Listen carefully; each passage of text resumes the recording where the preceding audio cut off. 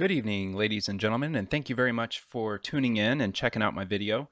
I am going to do what I usually do. I'll go over some news articles, and in the meantime, hopefully, all of you have been practicing really good hand hygiene. Hopefully, you've been keeping 6 feet away from each other, and that you've been practicing those new norms, and that you are isolating yourself the best way that you possibly can, which is staying in your homes and even staying 6 feet away from others in your house whenever possible.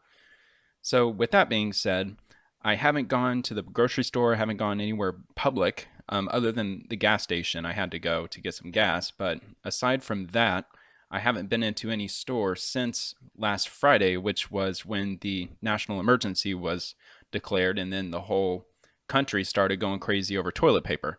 So, I did hear that locally our shelves are relatively stocked up okay, except for the essentials like food, or food. Of course, food's there, but like milk and bread and toilet paper, probably paper towels, cleaning supplies, medicines, stuff like that. So I do have a few things on my list that I hope might be there. Number one would be orange juice. Hopefully they have concentrate. I'm doubting it because it's easily storable, but hopefully they'll have something there. If not, then I'll just have to improvise. But bottles of soda. I didn't buy any soda because it's not healthy. I only got stuff that you should really need to survive off of. That's what I stocked up on back in February.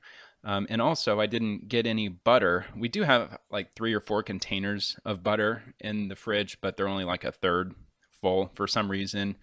We have a tendency of opening up a new tub of butter before we use up the last one. Don't ask me why, it just happens. But anyway, so right now we are on day 7 of the pandemic, and that is measured in days since the national emergency had been declared, which was last Friday. So I think that is going to start evolving into the big timetable, because as this thing goes on, it's only been 7 days now. So I haven't seen a ticker or anything on any mainstream news networks or websites or anything, but I would assume that we might start to see a number start popping up on the clickbait news media that will have something down on the bottom. It'll say like day 27 of the pandemic or something like that. So I figured I might as well snatch it up and own it first before anybody else does. But I think that would be a good timetable beginner, which would be the national emergency declaration, because that's kind of when everybody really got that fire underneath their rear ends to actually do something and not keep pretending that there was nothing happening to them. And now there's a lot of crazy stuff happening. They're saying as many as 2 million people could be unemployed by the end of this year, or maybe even at the end of this summer. Tens of thousands of people are being laid off in the airline industries, and it's just spiraling. It's just getting crazy, and it hasn't gotten to desperate times yet. But if things keep getting worse, it's not going to be good. I mean, this weekend this is such a first world problem, so typical. But my hair's getting long. I need to get it cut. It's been a few weeks, and I need to get it trimmed. So but since I think all of our barbershops and salons have since closed here, so I think what I'm going to have to do is try to just trim it myself the best I can. And I always wear my hair spiky, messy and spiky, so maybe it won't look that bad if I try it. But if it looks like a complete hack job, I did buy some hair clippers that I could just buzz all my hair off with. It was something I bought like a couple of years ago when I was unemployed for a period of time and I couldn't afford haircuts. So I just spent $10 and I got some clippers, and that lasted me like at least 6 months worth of haircuts for free. So I'll probably end up having to go that route. Hoping I won't have to, because I like my hair. I enjoy my hair. I have a full head of hair despite me being 35 years old. So, big thanks to my mom's father, my grandpa. So, yeah. But anyway, so we're at day 7 of the pandemic right now, and the days keep ticking on. It's going to go into the summer, potentially into the fall. They're talking 18 months still before a vaccine is going to be delivered to the public. And they're saying if that does happen in an 18-month period, that'll be 3 times faster than the second fastest vaccine had been delivered to the market anywhere in the world, I believe. So that's a lot to put on the shoulders of our scientists and research specialists, but we believe in them. We think that they could get it done, so let's hope that they do. I'm sure there is no expense spared for that. But also, just something I just noticed, I did change my wallpaper, so I kind of thought maybe, if I can remember, which I probably won't, but I might start just to change my wallpaper with each one of these videos. And to be honest, I just did Google image searching of just wallpapers. I'm not going to tell you like how I search for these wallpapers, but I mean, I guess I mean, why wouldn't I? I mean, that's kind of stupid, but I just searched for futuristic city, something like that, wallpaper, 1080p, whatever. And then it brought me to some website that hosted a ton of these pictures and they let me download them for free. So, I mean, I don't know if it's like, if it's non-proprietary or whatever it is that you call it, Creative Commons or something like that. I don't know. I don't really care because I don't really expect many people to watch this really anyway. I don't have any intention on profiting anything from this. Obviously, I mean, just look at the numbers. I'm not promoting this thing at all. Frankly, I'm just trying to get some practice in for the upcoming podcast that I'm going to be doing, which is going to be called the Spathon Express. And yeah, I'm practicing my speeches or my speech, and I'm trying not to use the words such as like all the time and so much. So I'm trying to tighten up my speech as I move forward, and this is just a good way to get out of that rusty phase and try to get that podcast rolled out whenever the time's right. And the time will be right when I can get a camera. And my camera budget is like $75. I mean, I'm not going to go all in with some fancy Nikon or something stupid like that. I'm just looking for a nice, decent webcam that would be perfectly suitable for like somebody who streams on Twitch or something like that. I mean, I'm not looking for anything high end. In fact, when my podcast starts, at least until I bring in my friend who lives down the street, he said he was still interested in doing it. So if he does end up coming in, then I'll have to get more than one camera, probably 2 or 3, and then that will obviously increase my budget, but I will have to consider full screen as opposed to if I do that podcast by myself, I will just keep myself down in the corner somewhere, like maybe down here or something like that, kind of like what they do on Twitch. So anyway, after blabbering for probably 5 minutes already, let's see. So I did notice that there's an article I'm going to read. I'll bring it up right after I go over this point here. But the United Kingdom has said that they're going to pay anybody who's unemployed in their country 80% of their wage, up to 2,600, 2,500 pounds per month. And that's a lot of money, and it will skyrocket fast, I think. So I was thinking, what about the United States? What if we implemented the same thing here? Anybody who's unemployed, we'll just pay them 80% of their salary. Is that feasible? Is that something we can do? Could we really afford something like that? And after I crunched the numbers, it looks like it would be extremely hard for us to be able to take that on. So let's say that 50 million people go unemployed. The average U.S. salary is $56,000, and that was done with a Google top result. I just typed in average U.S. salary, and it instantly came up. Google actually showed the number for me. It didn't direct me to a site. It just actually displayed it with the little the site mention on the bottom. But so if 50, let's say, I mean, 50 million, that was just something I just pulled out of the air. I know that is an insane amount of people.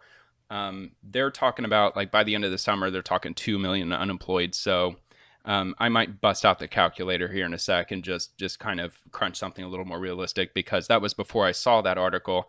And after I saw this UK article, and I'm like, okay, well, there's like 250 million people probably working around the country, maybe 240 million.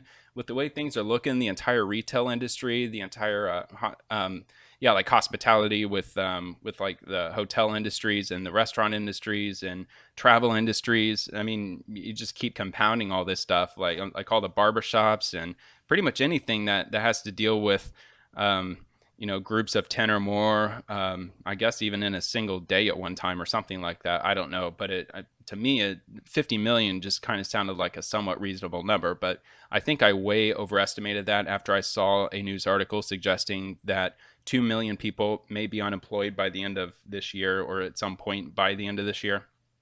So I'll have to redo this. But let's say it is 50 million, which would be absolutely drastic. I mean, that would be, percentage-wise, that'd be like the Great Depression. That'd be something probably at least 25%, maybe 30% of the population not working, which I think during the Great Depression, we were hitting somewhere around that, right? Like around 20%, maybe 25%.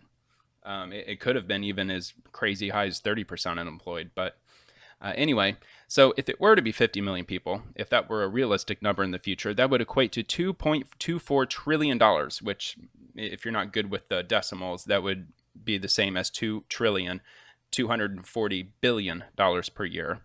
So what would that be? That'd be a 2, comma, 240, comma, 000, comma, 000, comma, 000. It's a very big number. And it's something I don't think we could possibly afford. I mean, the entire government's budget, I don't think goes over $3 trillion a year. And you want to infuse almost the entire government spending budget into just salaries alone, which wouldn't include things such as the national COVID supplies, all the supplies that goes into combating this virus, as well as massive orders for makeshift hospitals and ventilators and other equipment, and the eventual bailouts we're going to see with the airline industries and probably the hospitality industries involving hotels and things like that. Business loans that will surely go unpaid, because I keep hearing business loans being thrown out there for small businesses. But I mean, we have to face the reality, and I hope the government is considering this, that it's something like 80% of all businesses, it might even be higher than that, but I'll just take the conservative number, that 80% of all businesses that start end up failing within the first 5 years. And then at that point, you have like a 20% chance of succeeding into 10 years or something like that. So a lot of small businesses that will get loans through the government like this, they might even try to defraud the system and pretend to have like an LLC, or that maybe they'll register something that's bogus just to get some money that they won't end up paying back anyway. So I hope they consider that. So any business who takes this loan should be obligated to pay it back, just like we pay back student loans. How it doesn't get factored into any bankruptcy claims that you might file at any point.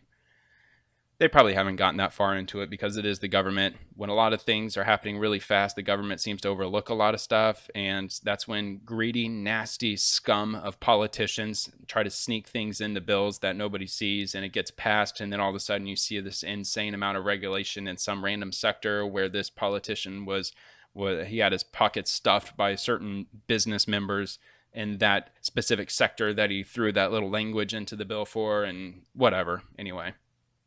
So anyway, the business loans that may go unpaid, hiring of various personnel across the nation for various different things, like under government contract, for example. I mean, if hospitals are overwhelmed, maybe they will start contracting people who have retired since, for example, nurses or maybe even doctors.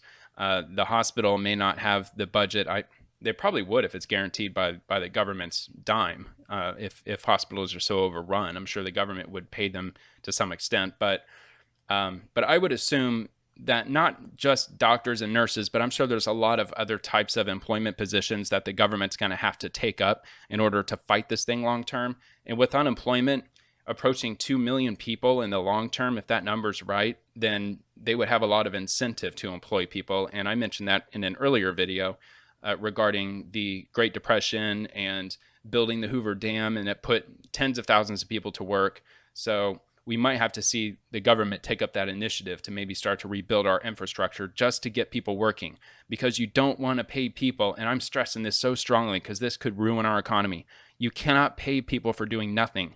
If there's 2 million people that are unemployed, you can't just keep giving them their salaries for free, because for one, in order for the economy to stay strong, there has to be productivity that would exchange into currency, and that's basically how it works. You use your personal self to either input stuff on the computer, or to take phone calls, or to produce things in a factory. I mean, people have to be working in order for money to retain its value, at least in the scale that we have in the United States. And if these people go unemployed, and if the government doesn't find work for them in some way or another, and they just keep throwing them free money, then you're going to see our inflation go out of control. And it just won't be here. It'll be nationwide. So hopefully Great Britain is doing that, after mentioning that they're going to be paying them 80% of their salaries. I mean, I would absolutely have to insist that the government could, if they were to offer that number or that amount of money for somebody who is filing for unemployment, that the government is going to have to find something for them to do to earn that money. And that would be a good incentive for the rest of us who are working, because there's going to be a lot of people who will try to game the system. They'll say, well, hell, if they're getting 80% of their paycheck, I mean, I'm scraping by as it is because of the situation. I'm not going out spending money because there's nowhere to go shopping to. So since I'm already saving the money, I mean, what's the point in going into work when I could just quit my job and just get free money from the government? Let them take care of me. Everybody else seems to be doing it. Why not me? I should get on that train. And you're going to see a lot of people start doing that, in my opinion. A lot of people that are going to be just absolute POSs who have no business quitting their jobs, but they'll do something to get fired, and they'll say, "Oh, poor me, it wasn't my fault. They like they went up against me, or they discriminated against me or something like that. Now I don't have a paycheck, so I have to be included in this whole thing." So I think that not forcing people, but insisting, putting people to work if they're on any unemployment programs that are paid by the government, that they have to be employed doing something. I don't care if it's picking up stuff on the side of the road, or if it's building houses, or reconstructing bridges that are falling apart. Anything that has to do with our infrastructure would be the best, because those political talking points that always come up during re-elections and during new election campaigns, they always talk about rebuilding infrastructure. Our highways are falling apart, our buildings, our cities, our bridges, it's all falling apart. So if a large portion of our workforce is unemployed, there is the incentive for us to rebuild our infrastructure, because they kept saying that, well, I want to infuse $1 trillion into infrastructure to get it rebuilt. Well, now is our chance. You can take $1 trillion and put it toward the Rebuilding of America initiative, but instead of giving it to these high-priced contractors that supply all of these construction workers that are already employed, instead you've got this huge sector of unemployment similar to what they had in the Great Depression that you could just pick right out, and most of them, they'll do pretty much anything to get a job. So not to take advantage of them, I mean, I wouldn't expect the government to take advantage of them, but you would see an abundance of eager workers if that were to happen in the future. So I really hope that the government takes that into consideration. Because if not, I mean, we're literally throwing our money away, and those who are still working, we're going to be on the hook for that. We're going to have to somehow pay all that back. So we'll see what happens with that. I mean, we're only at day 7 right now, so we'll have to see how that evolves in the future. But and going to that article, just before going to that UK article that I mentioned, let me just show this here, because I didn't notice this until just a few moments ago. Looks like for some reason YouTube, they failed to upload my video from, let's see, this would have been March the 18th. Yeah, this would have been the March 18th video. So I will, let me see, let me just check here. Yeah, March 18th video. So I'll go ahead and re-upload that. I don't know why it didn't upload and why I didn't see it before, but it seemed to have been there, but evidently it wasn't. So I seriously doubt anybody's going to watch it at this point, because this is a current events based episode, and with it already being a couple of days old, honestly, I really don't care. I mean, if you're looking at my view numbers, 4 views, 5 views, 6 views, I honestly am not looking for views. I'm not looking for monetization. I'm not looking for anything. I'm just looking for something to do with my spare time, at least until I can afford a camera and be able to start up my other podcast, which I'm going to try to devote more energy into if I possibly can. So I don't know. I'll see how that ends up developing, but I will get that back up. If there is like one person out there, maybe 2 people who actually do enjoy watching these, I'll make sure it gets up there sometime tonight. I will make sure that I get it queued up, and I'll do that before I try to get this video up, just to make sure. So and it's Friday night, so it being Friday night, I can stay up a little bit later, even though I am tired as hell right now. I went to bed at like midnight last night, got up at 5:30. I've been doing that all week just because, just following this whole situation with the pandemic, and it's kind of hard to sleep really with all this stuff on our shoulders, just all this bad news weighing down on us. And I know I don't mean to be adding to that hysteria by any means. I just want to give the news how it is, because there's a lot happening. And if assuming that YouTube might be around in 20, 30 years, I might look back and say, you know what, man, that was such a turning point in history. I mean, I wish I could really remember everything that was going on back then. Well, there I go. I've got my own channel that would feature these videos. I'm sure no, I'm not even going to get into that. I was going to say, well, maybe 15, 20 years from now, YouTube might start purging old videos, but just to free up some space, which I'm sure they will someday. I mean, they say the internet's forever, but come on, nothing's truly forever. So anyway, let's see. So I'll make sure I get that up. And let me try to find this Great Britain article here without showing too much here. Here we go. So this is on theguardian.com. The UK government is to pay 80% of wages for those not working during the coronavirus crisis. And I apologize for this. I tried to minimize this, but I'm not okaying cookies if I don't have to. And I'm not a frequent flyer of The Guardian. So my apologies. Anyway, the government is to pay the wages of millions of workers across Britain to keep them in jobs as the economic fallout from the coronavirus outbreaks escalates. In an unprecedented step for the British government, the Chancellor, Rishi Sunak, said the state would pay grants covering up to 80% of the salary of workers if companies kept them on their payroll, rather than lay them off as the economy crashes. The extraordinary payments will be worth up to a maximum of £2,500 per month, just above the median income. Coming just days after the government announced a business bailout package worth £350 billion to help firms cope with the lockdown of large parts of the British economy as the disease spreads, the Chancellor described his revamped plan as one of the most comprehensive in the world and, quote, unprecedented in British history, end quote. City economists said the new plan would cost an additional £78 billion. I didn't know that Britain had a Chancellor. I know they have a Prime Minister. I didn't know that they had a Chancellor, though. I know it's Boris Johnson, but that dude's not Boris Johnson, so I don't know what role the Chancellor plays. Maybe it's like an economics role or something. I don't know. But this is coming from theguardian.com, so I mean, and they're showing his picture there. You know, I just didn't know that they had a Chancellor, because in Germany the Chancellor is like the president. But I don't know. The UK's political atmosphere is way different than ours. So, but that's the gist of what I was talking about in my earlier mention here. So let me go ahead and close this thing out since I'm done with it, and I will move on to, oh, nope. Come on. Oh, it's waiting. For some reason, my computer is sluggish. I think I need to let it rest overnight. But I do have a lot of stuff open, but this computer is so freaking fast. It's probably because I keep disabling ad blocker, just because I just think it's kind of the right thing to do, because I am using their content on their websites to make a podcast. So I figured it's kind of fair that I do that. And yeah, I see the InfoWars thing. I'll get to it. Okay, I'll get to it. It's mostly because of the video, but that's coming. So the UK, okay, so we got that. Now, the only other thing I wanted to mention, this is pertaining to where I live. So I have a flip phone, and I will prove it to you. It's opening, and then I'm going to clap it shut.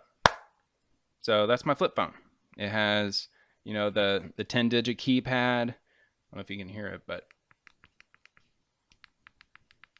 yeah, you can hear the tapping of the buttons. But yeah, it's a legitimate flip phone. It's Alcatel, and I forgot who I get my service through. It's not a big provider. I think it goes through like Walmart or something, but my phone's like $6 a month. It's incredibly awesome. It's only 100 minutes a month, but the texting's unlimited, even though I'm stuck on a 10 keypad or a number 10 keypad to text with, so I don't text very much. But yeah, but who talks on their phone anymore anyway? And I have a smartphone that I bought a few years ago that I just use for Wi-Fi. So I do have a smartphone. I use my smartphone. But when it comes to actually making calls and if I have to text somebody, I just use my flip phone. So if you are looking down the barrel of unemployment, you might want to consider something like that.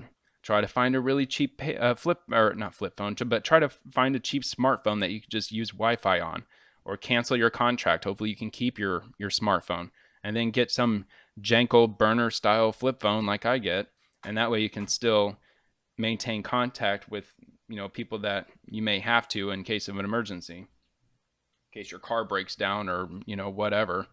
So anyway, getting back to the point. So on my flip phone, I received an emergency alert at 6:30 this evening, which read, "No public access to any Pinellas Beach starting at midnight." It didn't say that specifically. It actually it said something like, "Be careful, you know, stay away from people," kind of thing. Let me see if I can pull this thing up here. I don't know if this is it or not. Nope, that's not it. Oh, TrackPhone. That's what my provider is, TrackPhone. I don't know how to pull up the emergency thing, but that's the gist of it. It just said that all the beaches in Pinellas County were closing as of midnight, and they're citing the stay 6 feet away from anybody rule, 10 people maximum in a group.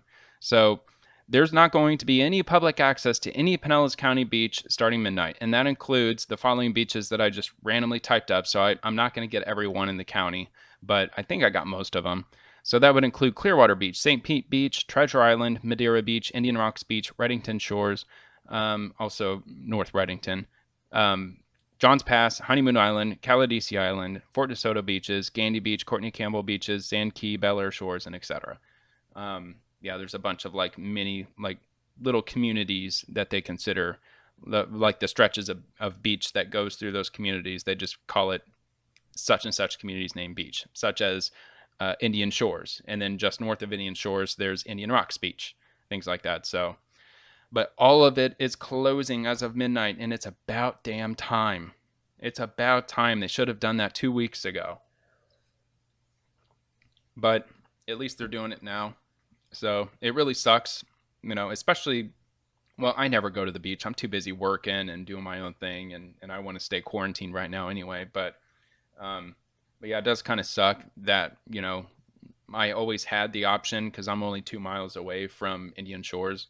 I'm like right there. So it does kind of suck, but I never go anyway. It's too cold to swim right now as it is. So maybe by the time May, June hits, maybe we might get lucky enough to go back because that's the ideal time to go out there and go swimming. So anyway, with that said, I'm going to get into the news articles. I tried to assure my daughter that I wouldn't be in here for too long because I don't know if any of you remember the game show called Lingo with Chuck Woolery.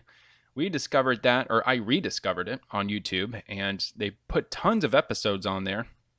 And I'm going to get my lingo on because since we're trapped in our houses and quarantined from the rest of the world, I'm just trying to find anything just to keep our time occupied with. We watched tons of Match Game, but we've been watching that for years at this point. She's loved Match Game for a long time. She's really good at it. So it's really cool watching the old school Gene Rayburn with, Brett Summers and Charles Nelson Riley. And then you get all those guests that are, obviously there's Richard Dawson and Betty White and what's her name? Fannie Flagg or something like that. Joyce is on there all the time.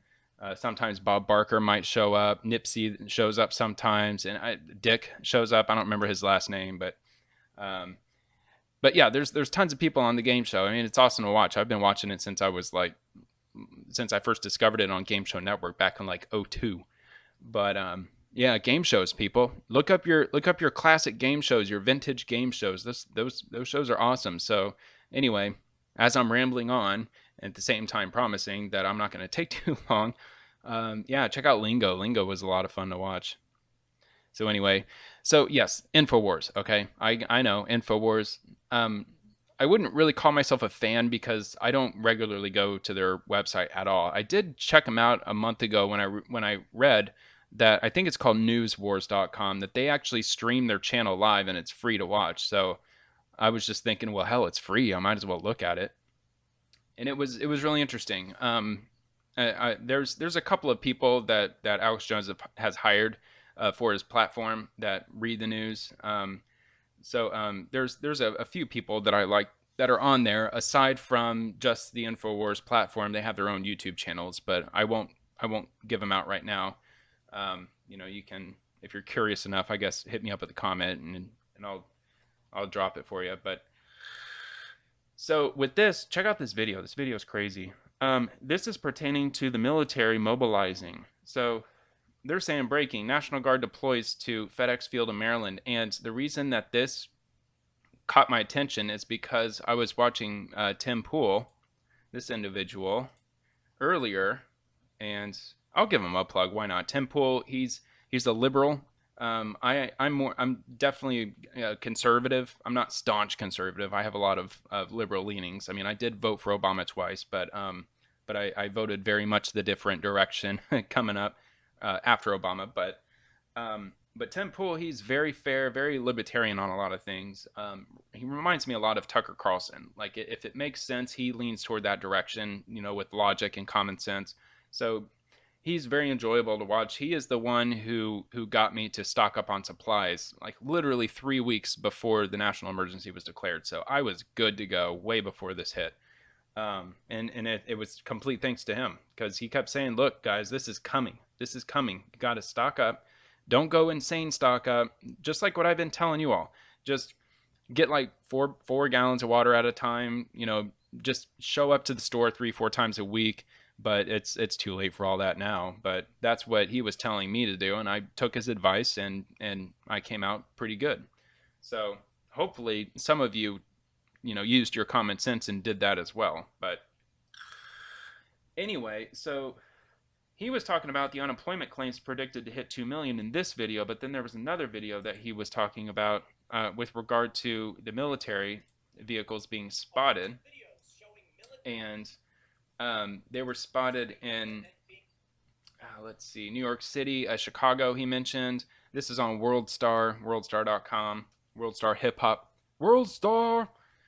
It was spotted on that website, and they show like a convoy of trucks just driving down the street. There was another one that he mentions. Let me mute this and see if I can pull that up real quick. This was crazy. I think he actually plays it. It shows this crazy long train of crap, what's it called? Humvees. I just want to see if he played it on here. I thought he played it on here, but it may have been back here at the beginning. I'm not sure, but yeah, he plays this, and it just shows just the army vehicles and whatnot. And the person that's talking, they're like, "Oh, it's crap's getting real around here. It's getting crazy." Oh, here you go. This is the train. This is ridiculous. I really liked watching this. I'm like, dang. Well, those aren't really Humvees. Those are just military trucks. They don't look like Humvees. I mean, they actually kind of look like Batmobiles in a way, like in Dark Knight or something like that. But let me see if he'll hit play here. I mean, he did briefly, so I'm hoping I'll catch it here.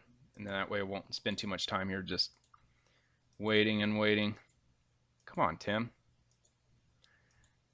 But it's worth it, trust me. Oh, yeah, here we go. Yeah, this is nuts. This is absolute nuts. Because this train just goes and goes and goes. Yeah, yeah, see, they have trucks that are fully enclosed. So those are probably Humvees. But look at that. Trucks and trucks and trucks on a train. That is crazy looking.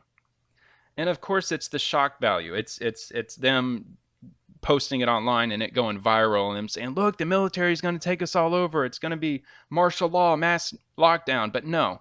Basically, what he's talking about is that what's happening is exactly what the president's been telling us what's going to happen, that the National Guard was deployed when he declared a national emergency.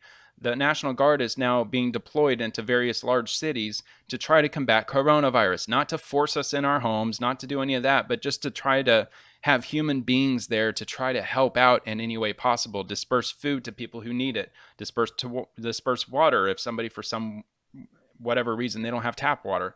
Whatever the case is, the military is there volunteering their time and serving their country to try to get this thing under control. Not to force people in their homes, at least not yet.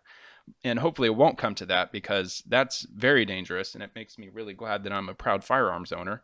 Not to say that, that I would inflict any violence toward any official capacity of any kind whatsoever. I'm not saying that. I'm just saying that if martial law is implemented, then you're going to see a lot of crazy stuff going on. Not military, but a lot of criminals coming out, gangs being formed and raiding houses and stuff like that. I mean, it could get really nasty, and it would be the point where if you called the police, they might not be showing up at your house in 2 minutes like they usually do if you live in a large city. You might be stuck on your own for 45 minutes or an hour. I mean, who knows? Who knows how crazy it might get? But this actually looked pretty scary, but if you read into the news and you really read into what's going on, that's not scary. It's just showing you the physical military being mobilized into the cities to help with the pandemic that we're dealing with.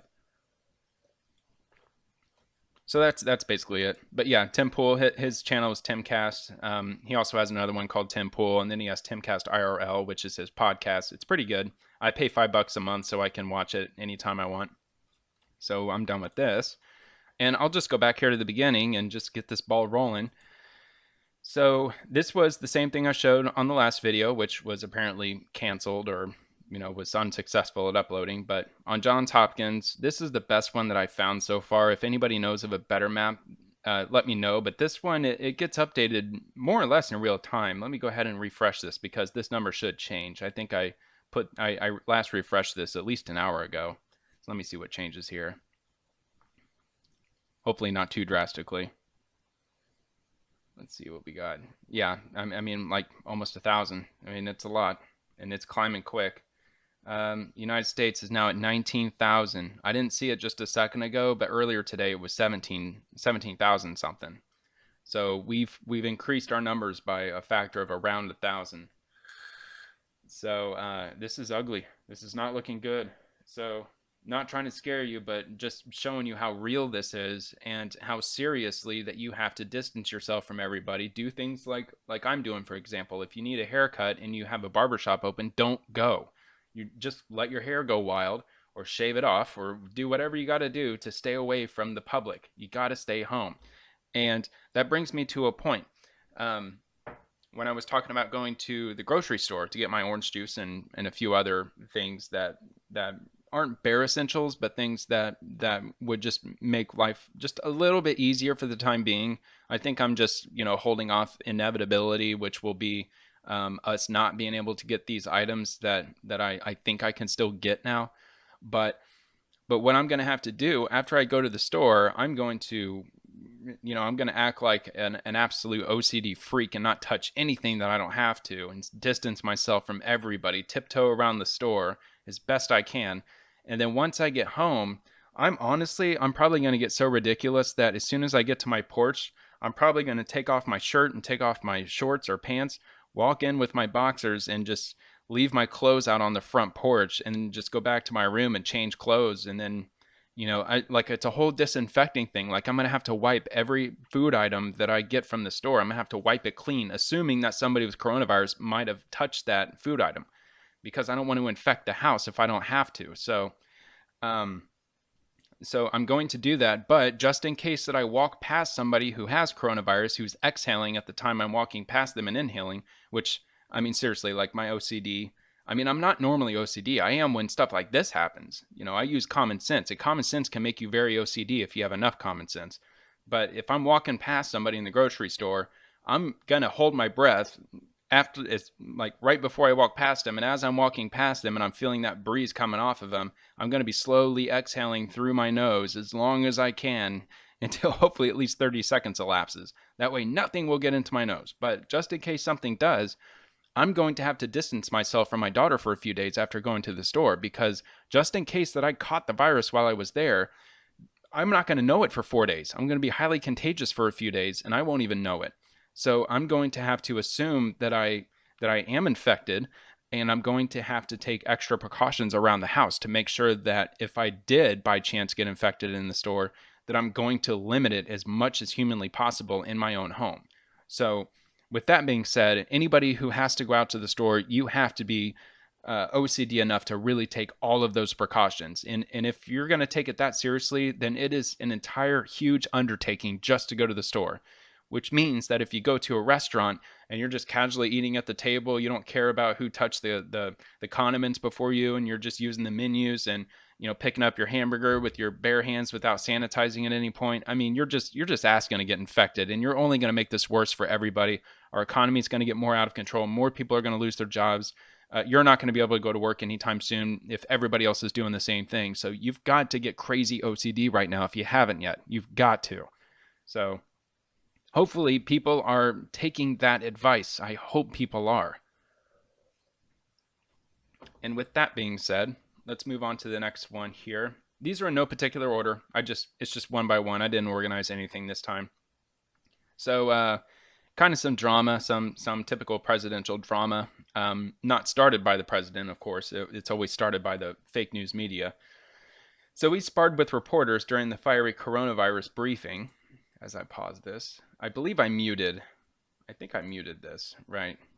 Yeah, okay, I muted my desktop audio, so you shouldn't be hearing anything unless it's coming through my speakers. But okay, so President Trump sparred with journalists during his daily coronavirus task force press conference on Friday, going so far as to call NBC News correspondent Peter Alexander a terrible reporter. And I haven't seen this press conference yet, so I'm looking forward to it. That's going to be my bedtime video this evening. Many other reporters in the room in turn sided with Alexander, making a large portion of the question and answer session more about their frayed relationship with the president than the pandemic. Gee, that might sound familiar. It might sound like, oh, I don't know, the last 3 straight years combined. The spat started when Alexander asked Trump if his impulse to put a positive spin on things could be given Americans a false sense of hope amid the pandemic. The president explained he had a, quote, good feeling, end quote, about possible solutions the FDA is working on. Let's see what happens. We have nothing to lose, Trump said. Alexander interrupted the next reporter who was called on, shouting, why don't you, what does he say? He says, what do you say to Americans who are scared? I say that you're a terrible reporter. That's what I have to say, Trump fired back. That's very Trump-like. I think that's a very nasty question, and I think that's a very bad signal that you're putting out to the American people, Trump said. The American people are looking for answers, and they're looking for hope. And you're doing sensationalism, and the same with NBC and Concast. I don't call it Comcast, I call it Concast. Of course, he's got that troll name for everybody. It's hilarious. I love it. It's so funny. I mean, if you've had Comcast for, let's say, more than 2 years, like if you've had them for long enough that you renew a contract with them, so if like you're not a Comcast soldier, like soldier being no a Comcast survivor, I'll even call it that. I hate that word survivor because it's so hyper inflated these days, but Comcast is a nightmare to deal with. Their rates are insane. They bury a lot of their fees into their contracts, and they're like, oh, your plan, you get a phone in your house, a landline phone, and you also get high-speed internet, and you get this awesome, crazy cable package with HBO and all these bits and pieces and goodies and stuff, and it's only $99 a month. It's $99 a month, and then of course nobody has time to read all the fine print. With this fee, that tax, that tax, broadcast tax, this tax, that tax, and then all of a sudden it ends up equating to like $184.70 a month, even though you were promised you were paying $99. I mean, it's such a crazy. The cable companies are so crooked, in my opinion. That's why I only get cable internet. That's it, internet. Just stick to the internet. You can get everything you need through cable TV online anyway. So. That's enough of my rant. So I absolutely agree that they are Concast because, yes, they are freaking con artists. Trump then pointed at Alexander and said, that's really bad reporting, and urged him to get back to reporting instead of sensationalism. You ought to be ashamed of yourself, Trump said before moving on to the next reporter. NBC News did not immediately respond to a request for comment. Some reporters in the room appeared to side with Alexander and asked follow-up questions to NBC News correspondent's question that sparked Trump's anger.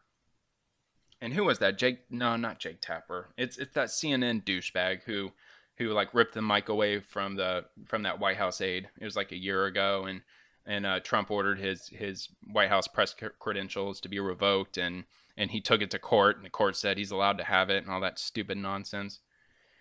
Whatever. So the president added that it's time to come together, but dishonest journalists make it harder. When people are dishonest, they truly do hurt our country, Trump said, added that the American people have done an incredible job dealing with disruptions caused by the outbreak. We're going to come together we're going to come out stronger, better, bigger in every way, he said. Our country has been incredible. He should have said harder, faster, better, stronger. That would have been cooler to say, but that's okay, that's fine. So that's the end of that article. Going on to sticking to the same website, Fox News. Businesses banning banknotes asking customers to use credit and debit cards. I didn't highlight anything here. I thought I would just at least mention this, that there are businesses out there that are trying to keep cash out of their hands because they're afraid that somebody who's infected with coronavirus might be passing it off to them, which I think makes complete sense. Although I still like the idea of having hard currency in case like the banks fail or something. At least you still have like federal banknotes. But whatever. So let's see. Despite assurances from public health officials, some retailers are banning banknotes. In Chicago, a nonprofit bookstore sent an email to customers asking if they don't use cash. A chain of diners in Washington State has stopped accepting cash, and door-to-door delivery services like Grubhub and DoorDash have put a no-contact policy in place and have either removed cash payment options or are actively discouraging them. So there's a number of companies who are trying to get rid of cash because they're afraid it might be spreading around the virus. So if you're going to be ordering takeout from somewhere, you might want to consider that. If you just withdrew all of your savings because you want to be cash only, you might have jumped the gun a little early on that one. So you might want to ask that question if you're ordering something on the phone or whatever. Or if you order online, you might want to call them and ask them if they're accepting cash, because it looks like there's a lot that are not. So it might be worth asking before they get to the door with your order, hot and ready. It smells amazing, and they're like, "Oh, I'm sorry, we don't take cash right now." Anyway, with this article here, this is on One American News Network. President Trump and the Defense Production Act has been invoked. So I mentioned this either in the last video or the video before, but apparently, like the ball's rolling now. It's actually going through. President Trump has said the federal government is working to allocate additional ventilators and face masks to states. During Friday's coronavirus task force briefing, the president announced he put the Defense Production Act into gear on Thursday night. The act will require businesses to manufacture medical supplies for the government, which will in turn be distributed to hospitals across the United States. Quote, "We have millions of masks which are coming and which will be distributed to the states," said President Trump.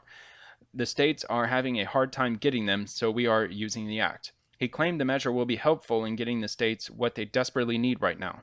The act is, quote, "The act is very good for things like this. We have millions of masks that we've ordered," added the president. "They will be here soon. We're having them shipped directly to states." Following his announcement, Vice President Mike Pence confirmed the administration is looking to free up ventilators from other sources as well. One of those sources includes tens of thousands of existing devices across the United States, which could be converted to help those infected by coronavirus. And just to add to that last point, apparently Tesla has publicly come out and said that they're going to start producing ventilators. And if Elon Musk said that, "Hey, I got a good idea. I think that I want to start making ventilators now," I would probably be expecting tens of thousands of ventilators to be pouring into the country, or well, within the country, I really should say, probably in the next few weeks, if anything. Because whatever Elon Musk says that he wants to put his mind to, he's like the Midas touch. He will get it done almost immediately. So that was pretty cool to hear, definitely. So that's it for that one. One American News Network, once again, the United States, Mexico is closing its border to non-essential travel, and the trade is to continue as normal. So it's the same policies as they put in with Canada, which, by the way, that was enacted yesterday. So the northern border into Canada is closed to all non-essential travel. So if you're not a health worker going to help a hospital, or if you're not a commercial truck driver trying to deliver supplies, they're not letting you across the border. If you're just going to Canada just to visit, they're not going to let you go. So the vast majority of people who are trying to go across our border into Canada, and now, according to this article and what I saw on a couple of news networks earlier, it includes Mexico. So officials in the United States and Mexico announced they are closing the southern border to non-essential travel. However, trade is set to continue. During Friday's White House coronavirus task force briefing, Secretary of State Mike Pompeo said both countries agreed to restrict the border while keeping commerce flowing. The State Department chief said the United States is glad to have a friend working side by side in the fight against the coronavirus. Acting Secretary of Homeland Security Chad Wolf said, per a CDC order, all individuals without legitimate travel documentation will be turned away at the border. Our nation's top healthcare are extremely concerned about the grave public health consequences of mass uncontrolled cross-border movement, he explained. Every week, our border agents encounter thousands of unscreened, unvetted, and unauthorized entries from dozens of countries. That came after President Trump on Wednesday said the U.S. and Canada agreed to close the border to non-essential travel. He noted that trade will not be affected, which I don't know why they put that. They already put that up there. So the lower 48, the continental United States is officially closed. So if you are inside the United States, there's probably only a handful of countries you could probably fly to right now, but you're pretty well stuck here, which in my opinion, compared to the rest of the world, that's not a very bad deal at all, especially if you're a foreigner, because we have a tendency to take extra special care of people who are not supposed to be here as opposed to other countries. I mean, if you're an American and you're in another foreign country somewhere, you're going to be really hard pressed to try to find help in any way, shape, or form, whether if it's food, medical assistance, housing, anything. And it's because you're not a citizen of their country. You're not a taxpayer. You're not contributing to their society. You're just there, just milking up their resources, which is, I don't know why, but the big swamp that we call Washington, they really love to take care of people who should not even be here in the first place, putting them ahead of the line of tax-paying American citizens, and it really irritates me. So I'll just leave that at that. I mean, that, people make entire videos on that topic alone. So let's move on to the next one quickly as I can. Coronavirus FAQs. Can I go running? Is food shopping too risky? What is herd immunity? And that's something the UK is thinking about starting. So I heard that the United Kingdom was talking about using a herd immunity approach to the coronavirus. What exactly is herd immunity, and could it work against the coronavirus? Last week, the UK governor signaled that it might be considering a different approach to coronavirus control than the rest of the world, in essence, allowing a large percentage of the population to become infected in order to develop a herd immunity that would eventually end the pandemic. Herd immunity occurs when enough people in a population are immune to disease, either because they've been infected and recovered or they've been vaccinated against it.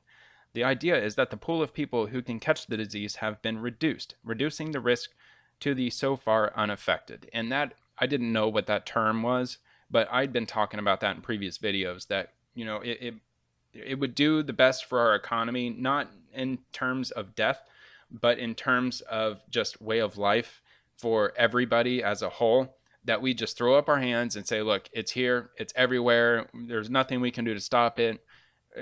Probably the only thing we can do that would still make this country viable when it's all done is just let the virus wash over the population, and most people get sick from it, most people survive from it, and you just would have to concede that that's what Mother Nature does. Mother Nature has her way of just coming in and just curving the population in whatever way she deems necessary.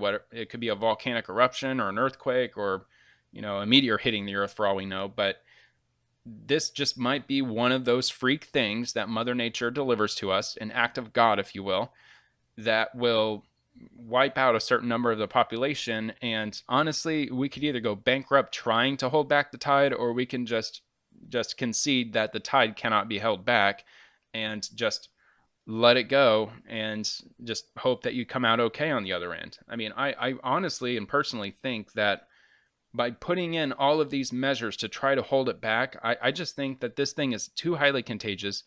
Somebody who catches it, they're highly contagious for 4 days before they know they're sick. I mean, come on, this thing is not going to be controlled, and we're going to bankrupt the world essentially trying to stop it. And now I know what it's called. It's called herd immunity. So I completely support this approach, even though I know it will lead to tens of thousands of people dying over a period of time. But I honestly, and I hate to say it, but I just can't help but think that it's inevitable anyway. But by taking the approach we're taking, relatively the same amount of people are going to die regardless, because this thing, I think most of us are really going to catch it. They're saying like 70% of the population might have this within the next couple of years. And I find that to be true to a large extent. And if that's going to happen, then why are we spending trillions of dollars to try to hold this thing back, when many experts are saying that we're not going to hold it back? It's just going to sweep through the country anyway. So why are we taking these drastic measures, risking the future of the free world to try to hold back something that cannot be held back? I mean, that's what's really frustrating to me with all this bad news that's circulating around.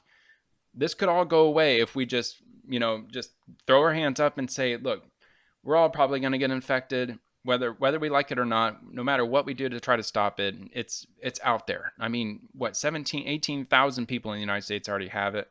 It's in all 50 states. It's in over 130 countries around the world. This thing is not going to be snuffed out. It just won't. It won't. And I think that we have to come to terms with reality instead of trying to suppress something that's unsuppressible. But I don't know. You heard it here, folks. You heard it here first. So I don't know. That's just my gut feeling.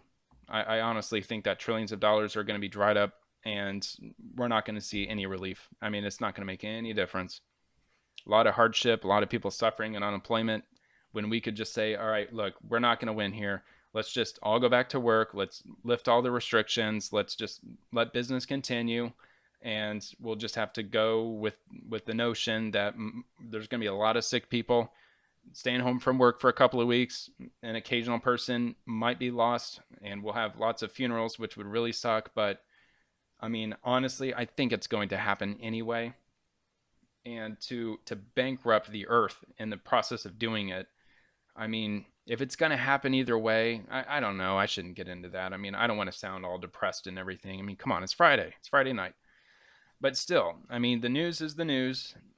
And I know there's a lot of fake news out there, and I hope I'm not reading much of it. But I still think in the wake of what's going on right now, you have to stay as informed as possible. And you know, at least in this stage of these videos I'm putting out there, I'm the only one informing myself, with the exception of maybe 2 people.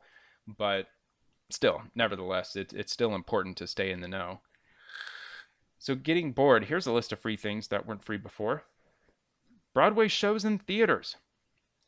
The Met, like, oh, well, yeah, I'll just skip past it. I know there was more after the British thing. Let me just check it out real quick. I know I kind of skipped it too fast. I mean, if you were looking forward to other parts of this that I read, I'll go down and I'll just cover it real quick. People who go outside to exercise are sometimes shamed on TV and on social media for risky behavior. Is it okay to go outside for a walk, run, or a bike ride? The coronavirus is thought to spread primarily through close contact between people within about 6 feet. The primary mode of transmission is through respiratory droplets. There is better airflow outside than in confined spaces. That airflow outside reduces the risk of one person transmitting the virus to another through droplets in the air. So if you're going out and you're hiking or biking or running and you're not within, say, 6 feet or 10 feet of another person, I would consider that a healthy, safe practice. And that was said by Albert Coe, a Yale epidemiologist. Coe also points to the significant mental health issues that can be caused or exacerbated when people are cooped up. And he mentions like hand hygiene, distancing yourself from people, respiratory hygiene, things like that. So let's see. I've heard that taking drugs like ibuprofen to ease COVID-19 symptoms could actually worsen the progress of the illness. Is that true? Well, the World Health Organization and many infectious disease experts say that there is no good scientific evidence establishing a link between ibuprofen and the worsening of COVID-19. I'm glad I went back, because that was very important to say out there, because I heard a lot of that in the news, and I was worried pretty much for the entirety of yesterday, because I have a giant bottle of like 500 ibuprofen tablets. I was like, well, this thing's not going to be of any help for the next while. But they're saying that there is no proof to suggest that that's true. I think that somebody suggested that it could cause like blood, like thinning of your blood or something like that, and they tried to link it somehow, and apparently it's BS. All right. So, what can you do if you're cooped up in your house? Well, how about a Broadway show or a theater? When you might be thinking, well, they're all closed, so next. But you could go online. The Met, like many live performance venues, canceled upcoming shows because of the spread of the virus, and earlier this week it began streaming for free encore presentations of its live in HD series. During this extraordinary and difficult time, the Met hopes to brighten the lives of our audience members even while our stage is dark. That's what the company said. The Met said during its closure, a different performance will be made available for a period of 20 hours a day, beginning at 7:30 p.m. Eastern Time until 3:30 p.m. the following day. Oh man, excuse me. The list includes Rent, Cats, Nickleby, and Peter Pan, which can be viewed on various streaming platforms such as Broadway HD, which has a 7-day free trial period. You can also go on Amazon Prime Video and YouTube, among others. How about penning a play yourself? Renowned playwright Lauren Gunderson this week began helping aspiring artists in quarantine live out their dreams by offering a writing tutorial. It began with Wednesday's course, Playwriting Class Part 1, Beginnings and Endings, which she broadcast via Facebook from her home in San Francisco. An added treat is the children screaming in the background. Music. Orchestras like the Seattle Symphony are offering free broadcasts via YouTube and Facebook. As NPR reported, some musicians, including Josh Groban, Ben Gibbard, the lead singer of band Death Cab for Cutie, rapper Fat Tony, and the Indigo Girls, have opted to create their own mini concerts, taking them directly to fans via their social media platforms. Education, you can just pause and read it. 1, 2, 3. Okay, I'm skipping. It's a lot of reading. Fitness. Many gym chains across the country have shuttered but are offering online classes for free. And then there's a couple of options that you can actually go online and get home workouts. In classic sports streaming, with all the sports leagues shutting down, some of the leagues are dropping their subscription fees to their paid streaming services. While many sports fans may not be able to get their live action fix, they can at least relieve some classic games and rivalries. Starting Friday, the NHL is making all games played during the 1920 regular season, which they suspended, available to stream on demand. Additionally, the league launched NHL Pause Binge on its website and YouTube channel, allowing fans to view documentaries and full-length NHL classic games during the 50s to present day. The NBA and NFL are providing similar offerings to the NBA League Pass and NFL Game Pass. So that's basically it. At least for the NHL, I would love to go back and watch that 2004 NHL final with the Lightning versus Calgary Flames. And that was incredible. They have clips on YouTube, but it's grainy and fuzzy as hell, and it's hard to watch, but absolutely amazing. I think the Lightning, we won, I think it was 2-1, and they came close to scoring in like the last 10 seconds, and then our goalie knocked the puck away at the last second, winning the Stanley Cup. It was amazing game. So I hope that's on there because that was a hell of a game. I watched the whole thing, but I probably watched it on like 360p maybe. And to watch that, it was like watching a game on television using like your roof antenna in the 1970s. It was just terrible to watch, but I still watched it. It was a lot of fun. So anyway, that's it for that one.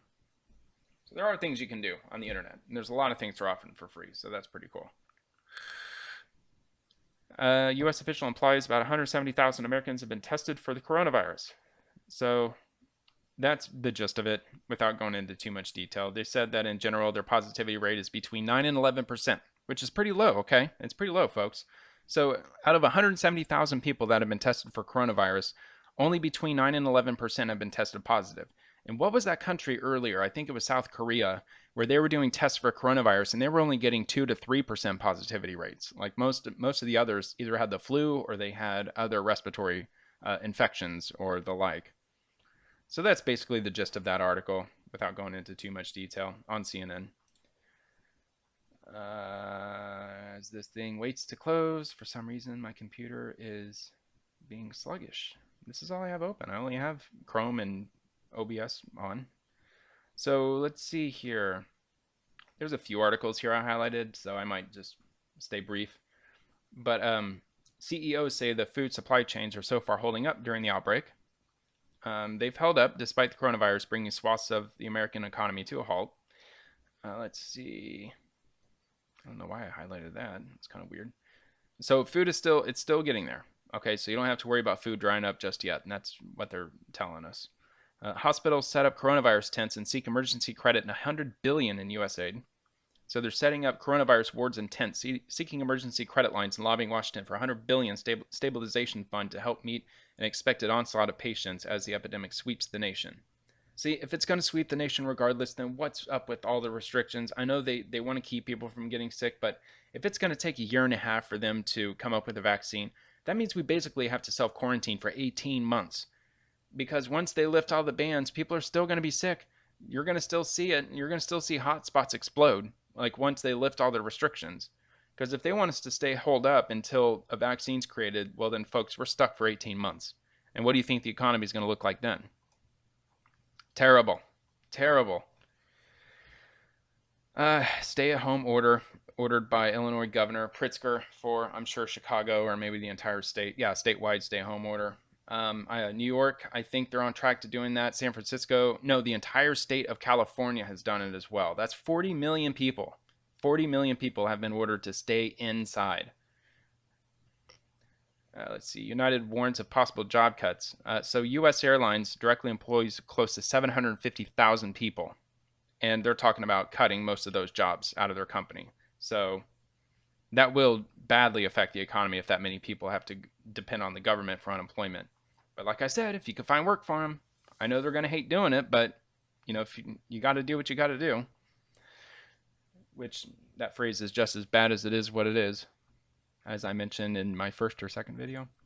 So let me skip down to the next one. Live coronavirus daily news.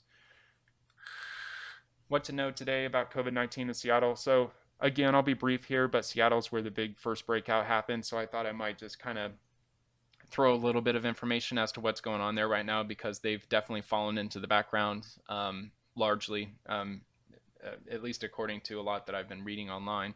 But the State Department of Health announced 136 newly confirmed cases on Friday alone, bringing the state total to 1,512 cases, including 81 deaths. The bulk of cases remain in King County, which has seen 793 people fall ill and 67 of them die, according to the county's public health department. And King County, if you're not aware, is in the Seattle area. So that's the gist of that one. Not good. Not good stuff. I mean, I know I'm trying to run it through fast, but, you know, it's almost 9 o'clock already. And here we are. We're back to this thing, which I meant to go to right after that Tim Poole clip I showed you with that train just roaring past full of military trucks. But I'll go ahead and see if I can play this. Oh, no, it looks like it's jamming up. Come on, don't get all glitchy on me. Look at Alex Jones up there looking all holier than thou. That's funny.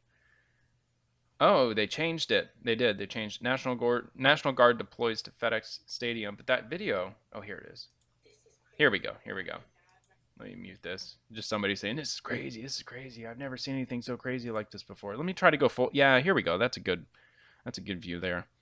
So I don't know who this person is who posted it. I'll try to find it for you so I can give them some credit. I'm sure InfoWars somewhere on this article probably gave credit to this person who posted it. But I think they're just basically trying to show the military here, like these trucks moving in. And FedEx Stadium, not familiar with this. I think they said Maryland, but all right, there you go. There's that. So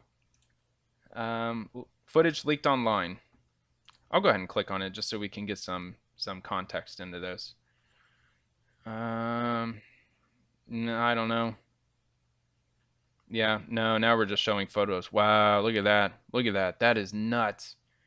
Exclusive photos taken from the K. Bailey Hutchinson Convention Center shows preparations for a quarantine center not unlike those used during the 1918 Spanish flu epidemic. Look at this, people, behind closed doors. See, this is why sometimes InfoWars is something that you might want to check out every now and then, because you get these diehard fans of InfoWars that have inside access, and somebody just snapped a camera phone picture of this, and they're like, I love InfoWars. I'll just send it to them. And boom, look at this. And this is, in Dallas. It's in Dallas, Texas, which I know InfoWars is based in Texas.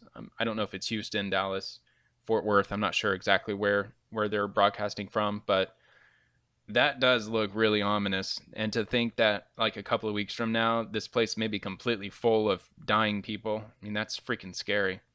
And that's in Texas. We're not talking New York City or Chicago, which you better believe they've got lots of rooms that are prepping for this right now, or buildings, if you will. And there are some pictures from the 1918 Spanish flu epidemic, which that does look eerily similar. So this is going to get bad, folks. I'm just telling you, man, stay clean. Get as OCD as your brain will allow you to get. That common sense, man, you're going to have to need it. So I decided to Google military mobilized news after seeing those couple of clips, after being notified of the military physically moving into cities. And I decided just to do a quick Google search. And there were a couple of top results that I saw. So one, let's see, there was like one in Bulgaria and, New York City. They're asking for Trump to bring in the military. States asked Trump to deploy military to help fight coronavirus. New York City mayor says Trump should call in for military action. I think that he's doing that more because he hates Trump and he wants anything to hurt his presidency, because Trump is buddy with the New York governor right now. And the mayor because I watched a bit of the mayor's press conference, New York City, Bill de Blasio's press conference this evening when I was putting together my articles, and he just sounds like he's pissed off because he's been passed over. He thinks that Trump should be talking to him about New York City instead of talking with the governor. So he's just mad. He's just on a power trip. So 2 days ago, governors across 28 states have mobilized components of the Army. And let's see, get the news here, whatever. That's on militarytimes.com. So I've never heard of it, but it sounds legit. De Blasio to Trump, lack military mobilization is immoral. Andrew Cuomo to President Trump, mobilize the military to help. So A lot of it's New York City stuff. And the last thing that I have are a list of CEOs that are bailing. This is crazy. There's a lot of CEOs that are quitting, like because they know the economy is tanking and they're trying to get out while they're still ahead. And they're trying to get out before they're held accountable and they have to, account for all these employees they're about to have to lay off. I mean, they're honest. Like, if you want to see what a list of super rich cowards looks like, this is the list you can look at because these people are 100% cowards. 100% cowards because these are this. Okay, so let me tell you this. This is a list of CEOs who are departing. And one of them is departing on medical leave after testing positive. So that one's justified. But the CEO of Altria is joining a slew of high-profile executives who have departed in 2020 so far, including Bill Gates, who is leaving the boards of Microsoft and Berkshire Hathaway. So these freaking cowards are trying to get out so that way they don't have to be held responsible for the large amount of people they're going to have to let go, which nobody's going to hold them responsible anyway. It's just the nature of the disease. It's the nature of nature.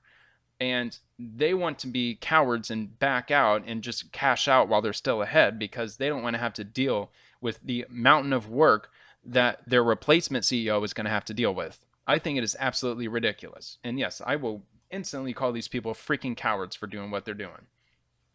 So I'm just going to go over some names.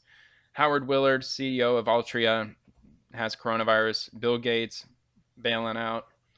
Mandy Ginsberg, CEO of company that oversees Tinder, Hinge, OkCupid, and Match. She's bailing out like a freaking coward she is. Disney, they said that their CEO is leaving.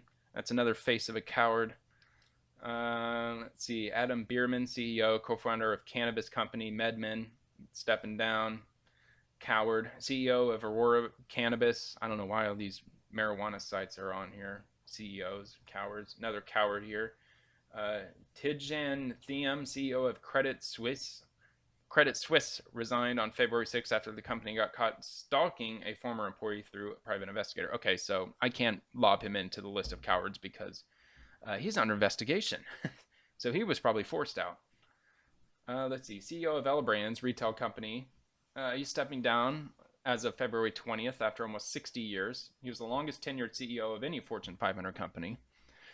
He's being a big coward, the big old coward that he is, I think, because he's been there 60 years. He should have left by now. And he's trying to cowardly use his age as an excuse to get out of what he's going to have to face in the coming months.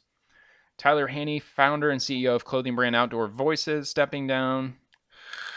The cowardess. Clothing brand reportedly lost $2 million a month in 2019. Okay, so she's leaving because she's a CEO loser.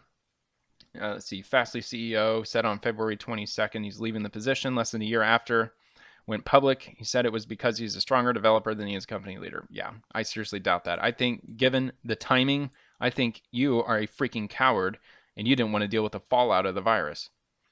Another face of a coward, probably. Left the position February 25th. Yeah, the timing, coward.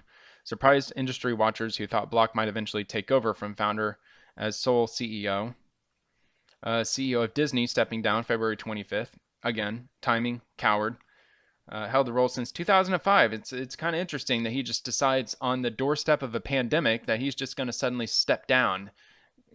Holding the role since 2005, and he renewed his contract in 2017. So why, Mr. Good, or sir, as you claim yourself to be, why are you stepping down? I guarantee you he's got an underlying excuse. Same with Harley Davidson CEO, stepping down February 28th. Aren't these dates kind of interesting? Right on the doorstep of the pandemic. CEO of IBM is going to depart in April. Difficult transition. Yeah, IBM has dealt with a lot of crap. T-Mobile CEO scheduled to step down in May. T-Mobile's share price increased from 12 to nearly $80. Wow. LinkedIn CEO stepping down in June after 11 years. MasterCard CEO stepping down next year. So I wouldn't call him a coward. I wouldn't call him a coward because they're going to have to deal with some fallout. He's going to have to oversee some layoffs. Maybe not LinkedIn. I mean, people are going to be all over LinkedIn with having to be furloughed from their jobs, looking for new jobs, trying to update their LinkedIn profile. I would be surprised if LinkedIn took a big hit from this, at least in the short term. So there you have it. That's all I got. That's really all I got. Brings me back to the same thing that brought me back into the last video, which is the current number of people who are infected across the world. Don't be alarmed. I know it's very alarming news. I know it's enough to make you nervous. Stay proactive. Definitely stay in shape as best as you can, because if you're facing unemployment because of this, you're going to have to broaden your horizons, because you are going to have an unbelievable amount of competition out there for whatever jobs that you're going to be looking for. And stay physically fit, stay mentally fit, stay very eager.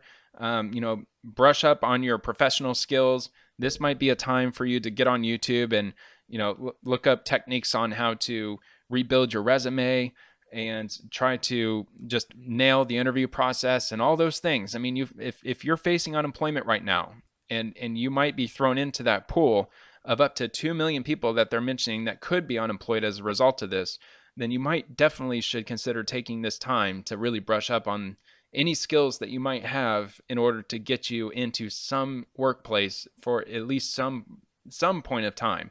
Because if you went to college for something, you might not be able to land a position in that role, or if you cut hair for a living, you're going to be without work for a while until we get this virus under control. So any other skills that you can brush up on, or even take this time to learn a new skill, something. And there's probably even articles online that may list a series of different job titles that will still be in demand despite of this coronavirus epidemic. So you might want to get ahead of the curve, and stay on the razor's edge as far as trying to find something that will keep you employed during the fallout of all of this.